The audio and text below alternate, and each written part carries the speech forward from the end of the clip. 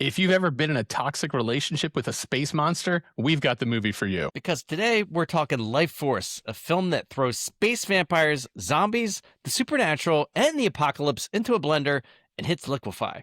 And it's all directed by Tobe Hooper, who murders subtlety with a chainsaw. Is Lifeforce a masterpiece or an unhinged mess? I'm Shanny. And I'm Ryan. And we're going to figure it out today on SlashBack Cinema.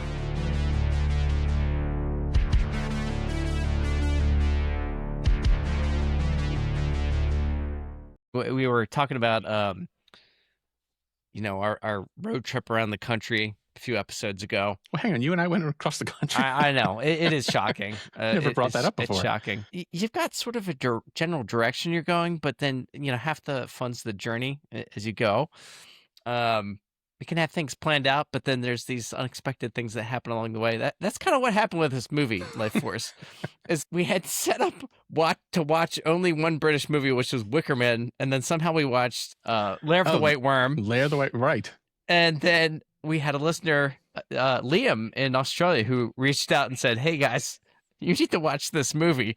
And I said, "Sounds great."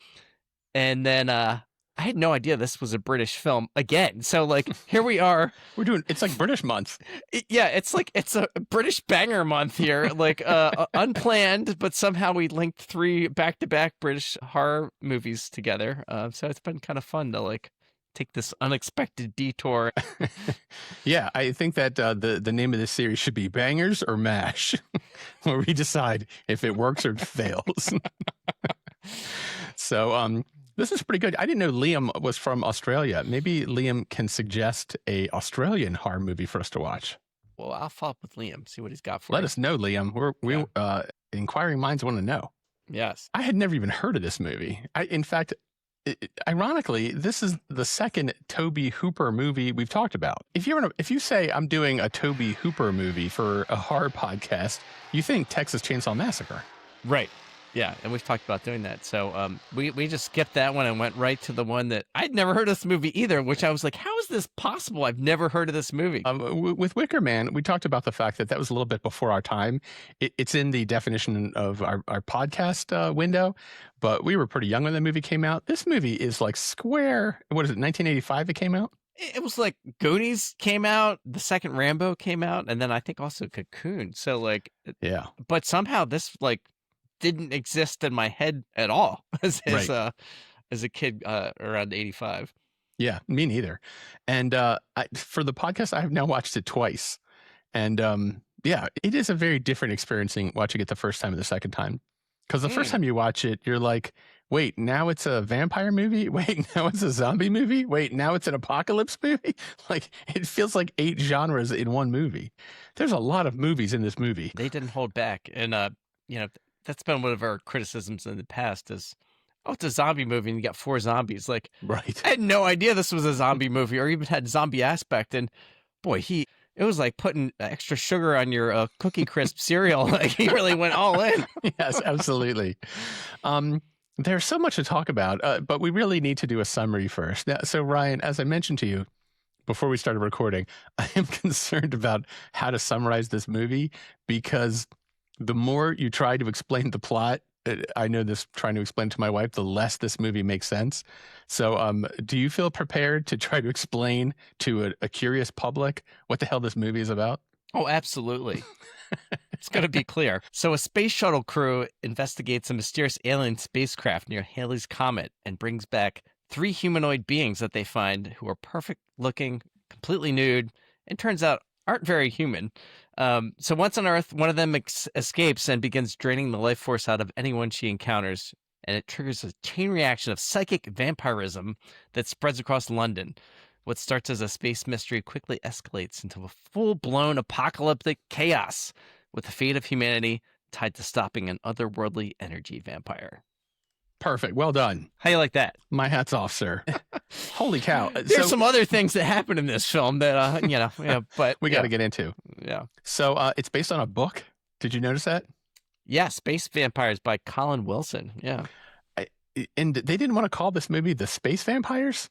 Well, so that was one of the things I was digging into.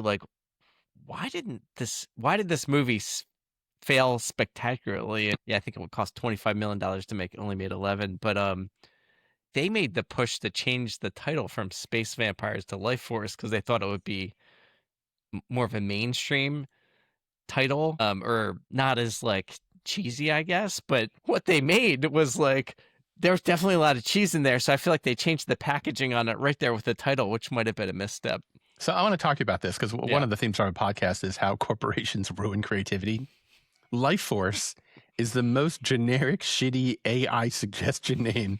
I feel like it is the name that you get a group of suits in a room to pitch names for horror movies, and the name they come up with is Lifeforce. That name sucks. The Space Vampires is so much better. So much better. Yeah. Yes. Yeah. Like this movie didn't hold back at all in any shape or form. Like, and then the title, like, well, we need to be a little bit more restrained in how we're approaching this film. It's like, have you watched the movie? Yeah, that is a problem. Yeah, you've got like an insane cocaine fueled movie on your hands, and then you give it some generic names. So right off the bat, you know there's something wrong. Audience testing screwed something up. This movie deserved a completely different kind of pitch. And I read that it came out the same week as Cocoon, yes, which has super friendly aliens, and it got slaughtered by Cocoon. Yeah. See, what they should have done is this movie is the anti-Cocoon. You really could, like, all the people who didn't want to go see Steve Guttenberg, and oh, by the way, in Cocoon, there's also sex with aliens. So interesting. I don't remember this was that the week in film very 1985, much. Okay. where Hollywood was like, what would it be like to bang an alien? So something to think about. I had a question for you about the poster. Are you interested in talking about the poster a little bit? Sometimes you do like a little poster analysis, and I've got questions for you. I mean, like many of these films, there are a million posters. You were asking how this was actually intended. Was it one word or two? Lifeforce. Yes, it seems like it's spelled as two words, but it's not on the poster as two words. But that was even my main question. But tell me what you see here. I would like to just call out the kerning issues you're seeing here. If you're and kerning, for those that are not in the design world, is the spacing between the letters that makes it pleasing and feels properly aligned. This actually is Lifeforce. Lifeforce. You're saying the amount of space between the F and the O is Good too much? Lord. Yes, it might be life. Oh, Arky. Like, so there's some problems with this particular version of this poster. Yeah. I appreciate your eye seeing that. And second, speaking of eye, I stared at this poster for so long trying to figure out what the hell that was at the top of the poster. I literally couldn't make. I thought, is that a spaceship? Is it a cloud? Is it a sunburst? Is it an atomic bomb? I think it's an eyeball. Now, when I look at it, yes, on the big screen, I can tell it's an eye from the side. Yeah. Why is there an eye in this movie looking down at Earth? Because there's the aliens, man. Right. It's not a giant eye.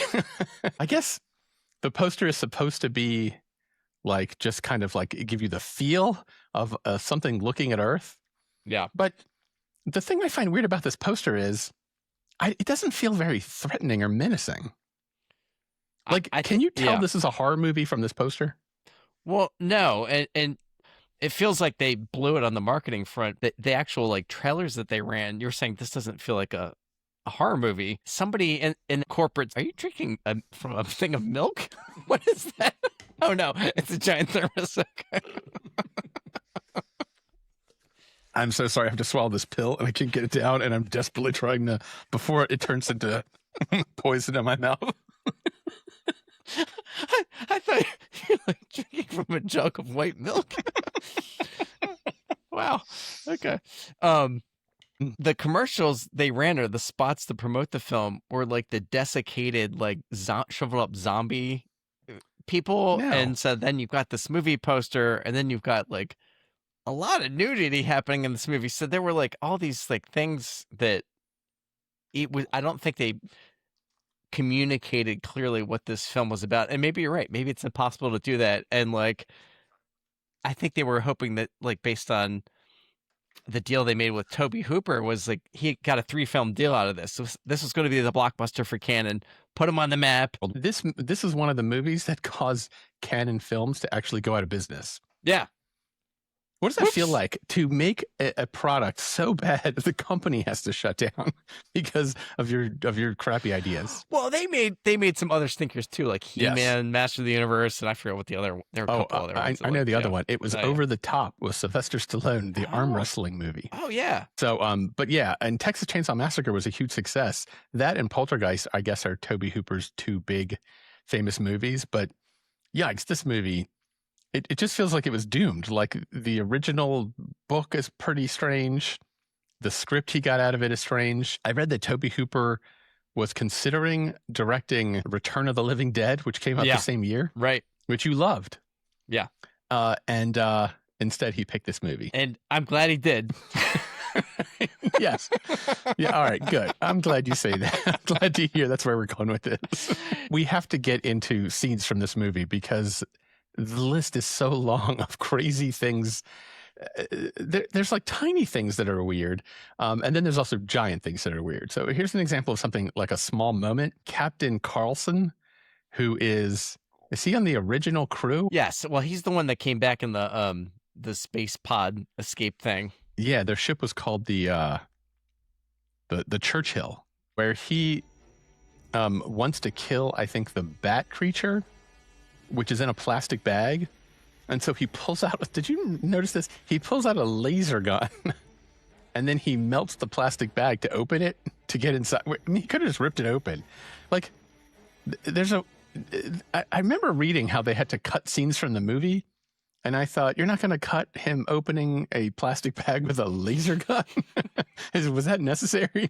Did we all have to see that plastic gun laser? There's 100 moments like this. It was like he just opened the Ziploc bag. It was like the packaging for the bat creature. Right. When Carlson runs into, was it a Dr. Armstrong, played by Patrick Stewart? Yeah, it's Captain Picard. The technique for dealing with the space alien monster was just like injecting them over and over again with massive amounts of no, you're gonna stop his heart and kill him. Yeah, just like what the hell. Yeah. So the Captain Picard, I'm just gonna call him that, is in this movie in like the middle section, and what a role he has in this movie. This is like 2 years before he gets hired for Star Trek. He has to play the Doctor, but he's also got the spirit of the space alien girl in him. They seem to be chasing the space alien girl, and she just seems to be going into different bodies.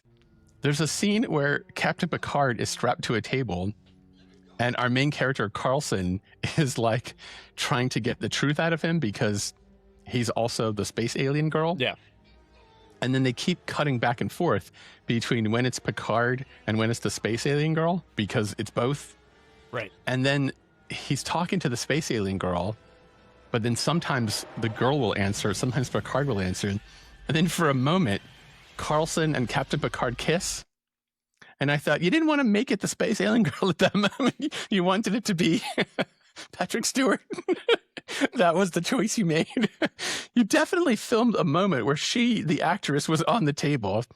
When he's got to kiss somebody, it's going to be Patrick Stewart. Is that the movie we're making? Yeah. Like, just choice after choice after choice of craziness. This is at its heart a B movie, but it got the A movie like crew, staff, and treatment in terms of money, special effects. Like, so that's that first scene where they're in the shuttle, and then when you first see that, like the space shuttle, like with the astronauts, how they're floating through space, like that whole environment with the bat creatures and the lair, and then you find the three humanoid people in those crystal cases. Like, I thought that was really like visually like arresting and cool and well done. Gave me like some Superman vibe. Fortress of Solitude. Yes. So like scenes in this film, like some of them are like just a visual feast. Like the special effects were like really, I think, well done and well shot. And but it's some of the connective tissue might be in question in certain places. There's one other Picard thing we have to talk about. That helicopter sequence is worth watching. Just like you could clip it out of the movie and just there's like 8 great things in that helicopter sequence. First, there's the 2 dead bodies and blood starts pouring out of them. And this happens on the podcast sometimes where how we describe it sounds different than what is actually on screen. What is on screen is one of the cheapest looking Picard plastic masks you've ever seen that was clearly being held upside down, and just red paint or whatever was pouring through it. The blood shoots out of him. It forms in the air and then makes the form of the space vampire girl, who's our main character. Then they look at her for a second. Then the space blood vampire girl goes, ah, and then she just collapses in a pool of blood. What was any of that for other than just to do it?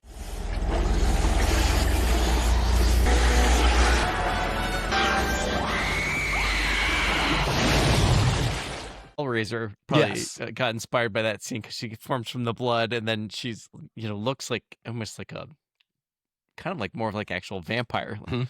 I don't know. I thought that was like sort of like alluding to the fact that like they had sort of exorcised her from those bodies, but logically makes no sense. But it looked cool. So that's the problem with this movie is there are so many, like for 1985, the kind of special effects they were doing, this was like top of the line for a horror movie. I mean, compare it to some of the other movies that we were talking about, late 70s, early 80s. Right. Even a movie like Friday the 13th or Nightmare on Elm Street, they did not have the budgets to do what this movie was doing. But this movie was top of the line. The problem is the effects that they're showing don't make any sense in the plot of the movie. There's two other things about the helicopter scene, and then I will get off this helicopter. Carlson then describes what actually happened back on the Churchill, and he says the line, I can't do it. I wrote it down. Carlson. I was in love on a level you've never known, Kane. And I thought, why does he have to shit on Kane? How does he know? Kane taking a stray bullet for what reason? Yeah. How does he know how much love Kane has been in? Why does he gotta like crap on this guy's love life? That seemed rude. And then the other thing that cracked me.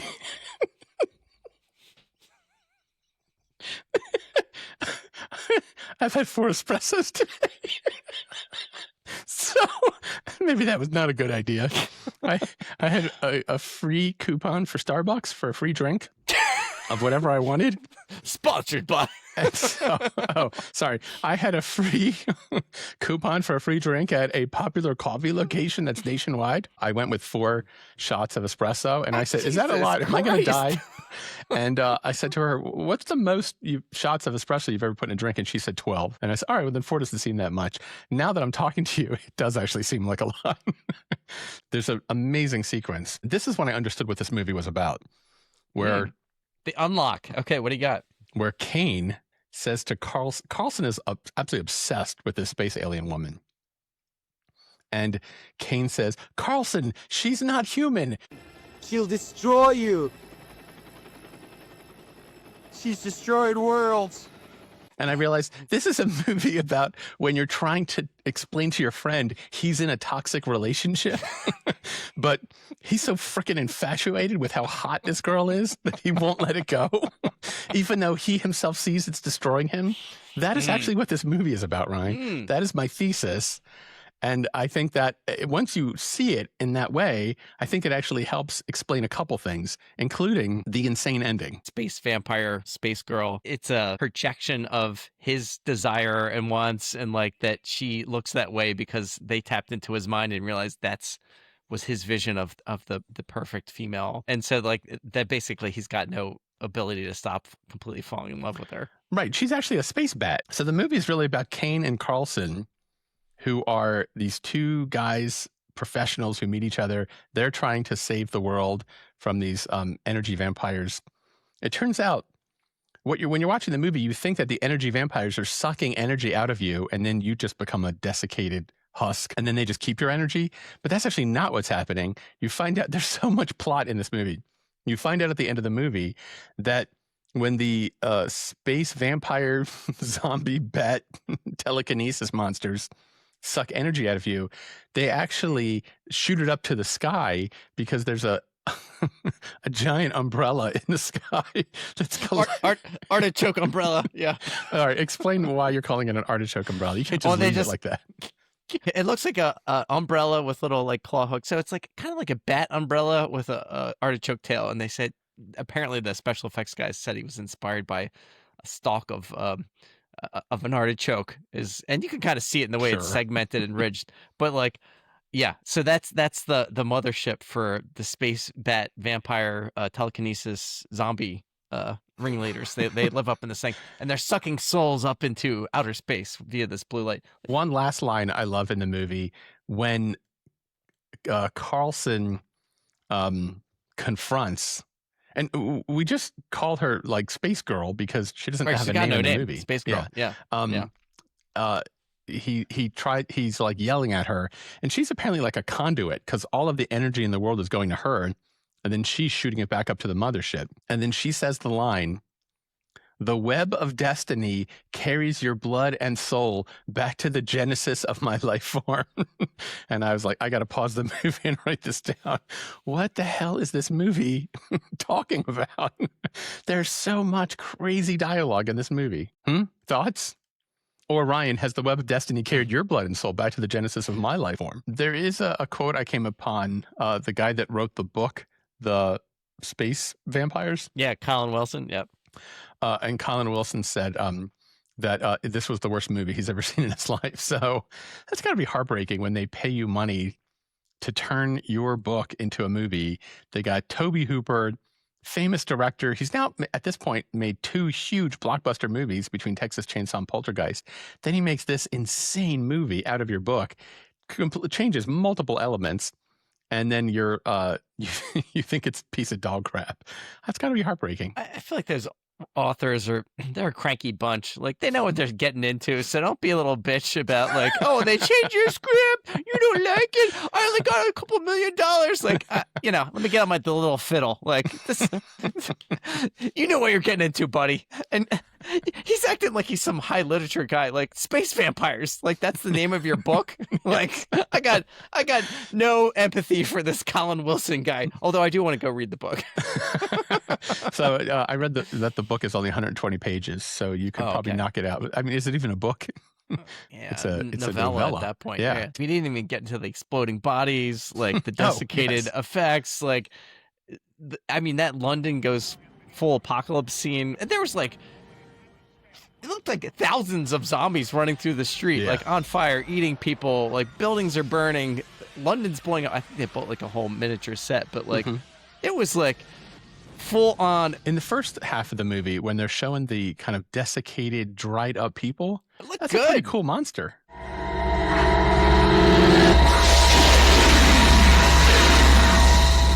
Apparently, like, there was like 2 weeks or something that went into shooting that scene, and a lot of puppeteers. Like, they put in the work. All right, we have to get to Stabby scores and find out whether or not this movie drained the life force out of you. As discussed, I knew jack crap about this film or anything about it other than Liam recommended it. We've talked about in the past needing to make some sound effects for different things on our podcast, and one of the ones that we referenced in the past is we're big fans of the video game Halo.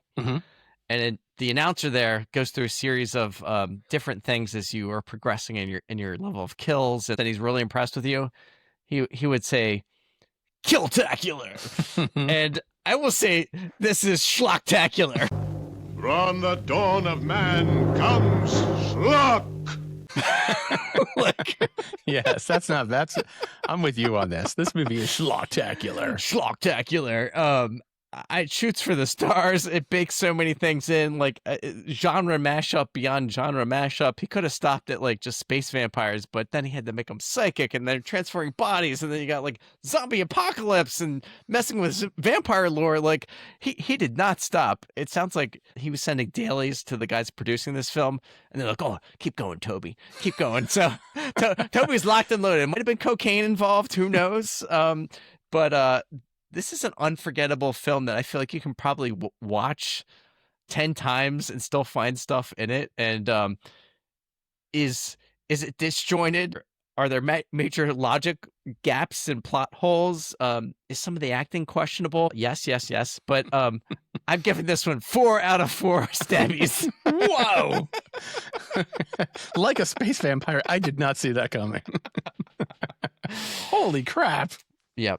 Top of the line for you. Because it's so schlocktacular. It's schlocktacular. So I feel like last year the movie that like blew my mind was House. My mind has been blown by Lifeforce. So yeah. Yes. It's funny. I wrote in my notes that this is the American House, that like that insane Japanese movie. This movie is completely bananas. It's bananas. The first time I watched it, it kept changing genres. I was also kind of half paying attention. So I would like get distracted by something and then I'd start watching again. Yeah. My mind would wander. And so I wrote in my notes that it's like a 2 out of 4. Then I thought, and this is the dedication I give to our listeners. I'm going to watch the whole thing again, really lock in, focus, put the phone down. Good. And the second viewing through, I enjoyed it so much more because I understood what this movie was and what it was aiming to be. And so I'm locking in at a 3 out of 4. Wow. But I'll tell you, Ryan, I may watch it one more time and get to 4 out of 4 because it gets better and better every time you watch it. It really does. Yeah. Yes. I thought the line readings were hilarious. It's great. I love that Captain Picard shows up randomly in the movie. And it isn't just like he drops in and like says a line or two. He is screaming and flailing and punching walls and then making out with our main character. There's a lot for every actor to do. So yeah, it's 3 out of 4, and I'm not convinced that you were not right that this might be an instant classic. Yes, we love Lifeforce. It did not drain the life force out of us. It somehow gave us life force. That wraps up another trip down memory lane. Hopefully you enjoyed Tobe Hooper's Lifeforce as much as we did. If you're also a Gen X survivor, tell your friends about the show and rate and review us on Apple or Spotify or wherever you listen to podcasts. And if you're a super fan, donate at the link below in our show notes. And we want to hear from you. If you've got a favorite memory watching this masterpiece or a classic horror movie you'd like us to dissect, drop us a line at slashbackcinema.com because your suggestions keep the conversation alive.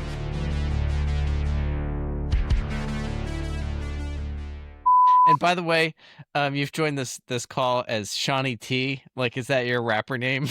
Oh yeah, you're right. I typed my name wrong. What's up? We got today special guest, Shanny T in the house. Shanty. I was making ice cream sundaes for the kids. And I said, you guys want a little caramel drizz? Caramel drizz is my rapper name. So they've been calling me Caramel Drizz ever since.